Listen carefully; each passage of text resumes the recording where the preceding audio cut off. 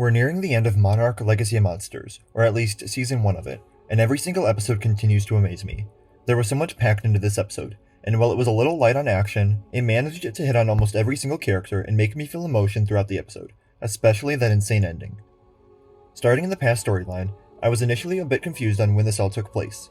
We open up with Billy and Shaw co-parenting Hiroshi, and it was hard to tell whether Kaiko was gone on a mission or research expedition, or if this was after she had been killed. Looking back, I can see how it should have been easier to put the pieces together, but eventually we do get clarification that this is in 1962, which for anyone that does remember the many different years we've seen on screen, is 3 years after Kaiko died. It's been a bit of time between then and now, but I still thought they all seemed a little less heartbroken about it than I would have expected.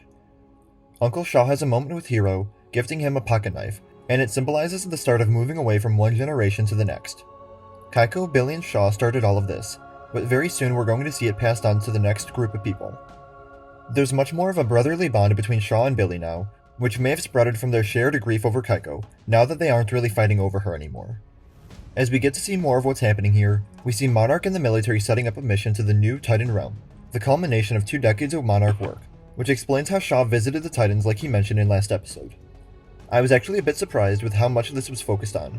After the offhand comment last episode, I was expecting maybe a few brief flashbacks of him in the realm, but otherwise just some descriptions and tips to survive, so this was a nice surprise. Billy not going with caught me off guard a bit because of how hands-on the 3 of them usually were with their research, but it does sort of make sense to keep the lead researcher safe. And while I'm not exactly sure how it's all supposed to connect, having Hourglass as the mission name with a symbol that would eventually become the Monarch logo was neat, I guess. We get a brief explanation of the mission before it commences, simply explaining that they need a Titan in order to breach the barrier, and everything was so technical and specific that it almost felt certain that something was going to go wrong. And it does. Everything gets pulled in, and it becomes a very chaotic scene. On the surface, nobody was helping Billy, so I thought that maybe he'd end up in there too. But the drop pod itself was spinning so much that it was impossible to tell what was happening from inside there. Unable to figure out what happened, everyone assumes the worst, including the death of Shaw and the other members on the mission. It was at this point that I really started to think ahead to what we know about the characters. Losing Shaw on the mission would explain why Billy was seen as crazy regarding his theory of the new realm, because he doesn't know what went wrong and it lost him another close friend. There were also comments about Shaw looking and moving around very well for his ripe old age of 90 earlier in the season, and I expected this to explain why. Something with the time operating differently down there or something like that.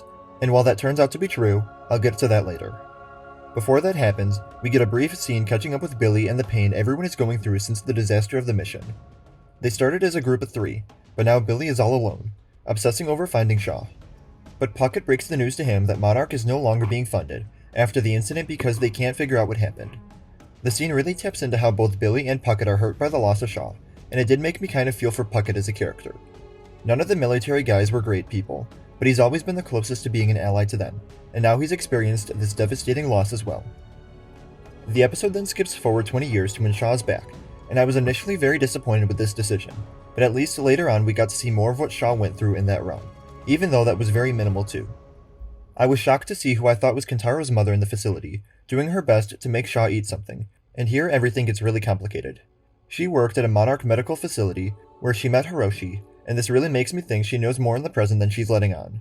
She works for Monarch, and yet hasn't commented on anything as of yet. The scene also confirms the theory that I had earlier on in the episode about time travel and all of that. Shaw returns in the same state that he was when he left, but technically speaking he's 20 years older now, so the man that we followed in the present is a 90-year-old man in a 70-year-old body. It quickly became obvious that this was the case, so I wasn't a fan of how long it took to get somewhere with the scene. Shaw stumbles around the facility holding the nurse hostage, screaming for Billy, and it just felt like it went on forever. There were a few teases here and there that were farther in the future, but it wasn't a shocking reveal to me. Once Shaw is eventually back in bed and confronted by a grown-up Hiroshi, we get some explanation as to what happened down there. We learn that the mission was sort of a success.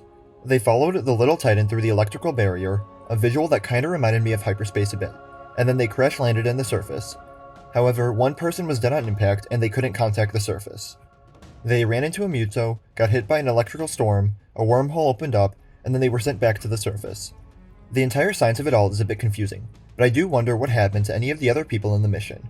If they made it back to the surface alive as well, or if Shaw was the only one. With that brief story told, we then get to see a little of what Hiroshi is like at this point, and this was hard to watch from an emotional perspective. I wanted to hate Hiroshi for everything he was saying, for calling his father crazy, for blaming the three of them for disturbing the peace between realms.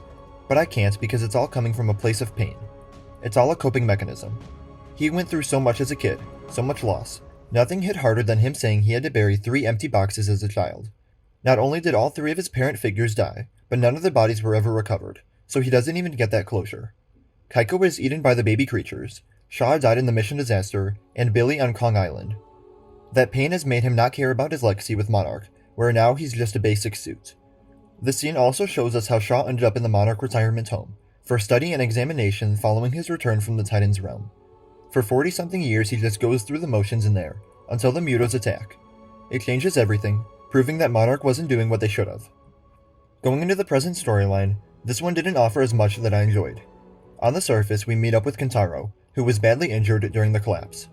Everything ended up going wrong. The local police showed up, took out the background characters, Duval saved Tim, airlifted Kentaro out of there, and one of the most infuriating things about all of this was how many times they assumed the others had died. They didn't see Kate, May, or Shaw fall in, and even if they did, they're assuming they're dead. And even though it's a rational judgment to make, with me knowing that they're alive and well down there, it was hard to watch them constantly assume this fact, and even get emotional when we know it's not true. Like later on when Kentaro returns home after getting dumped by Monarch, who wants him to move on from the last few weeks like they're nothing. He returns home to his mother, feeling guilty for the others' death, but the emotional moment doesn't work at all for me when we know they're still alive. His father returns home for a bit, and this was another emotional moment that didn't work for me. It was nice to see this relationship from a different perspective now that I've seen Hiroshi painted in a bad light, so here I was on Kentaro's side. He's a bad father with a hell of a lot to explain to everyone. But him breaking down in tears thinking Kate's dead, while it does really show us how much he cares for his kids, was another instance of me as a viewer knowing that she's probably alive, although this scene did work better for me since we hadn't actually seen her in the episode yet. It was interesting that they never showed us Kate in the new realm for a while, but I guess it did make that moment a little more effective. Instead, we focus on Shaw and May in the new realm. I really loved the visuals of it all, beautiful but eerie. It takes time for them to adapt to the new environment, and they're hit with another electrical ground storm. There wasn't much here, but it was enough to capture the feeling of the new realm, and how dangerous it all is. Although I was a bit confused why Kate ended up being so far away from the others. We finally see Kate in the final scene, where she nearly gets eaten by a small titan, but she's saved by none other than Grandma Keiko. I don't think any words can accurately represent my reaction to this scene. I was completely caught off guard by her being alive, I had accepted her death and everything that came with it. But seeing her stand there like a badass with a bow and arrow was everything I wanted it to be. I don't know where the finale will go from here, if she'll go back to the surface with them, but I'm looking forward to the Randas catching up with each other, and hopefully Shaw and Keiko reuniting. What did you think of this Monarch episode? Let me know in the comments below. Remember to like the video, and subscribe for more coverage of the Monsterverse, and remember to follow me on Instagram, Twitter, and TikTok. Thank you all for watching, and remember, the Force will be with you. Always.